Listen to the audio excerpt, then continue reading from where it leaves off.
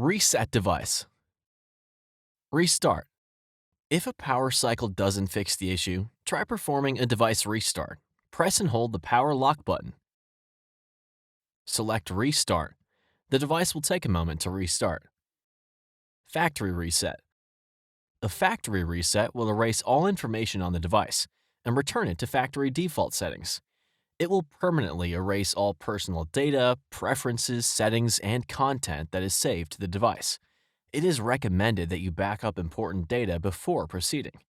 The device must also be charged to at least 30% to perform a factory data reset. From the home screen, swipe down from the notification bar twice. Select the Settings icon. Scroll to and select System. Select Advanced. Then select Reset options. Select Erase All, Factory Reset. Select Erase All Data.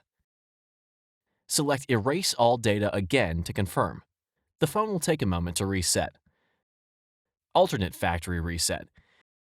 If unable to perform the standard master reset using the previous steps, try the alternate method by first powering the device off.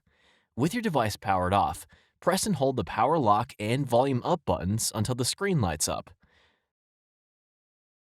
Highlight Recovery Mode by pressing the volume up button, then press the volume down button to select. When the No Command screen appears, press and hold the power lock button and volume up buttons for a few seconds and release. Press the volume buttons to scroll to and highlight Wipe Data Factory Reset. Press the power lock button to select. Press the volume down button to highlight Factory Data Reset, then press the power lock button to begin the reset process.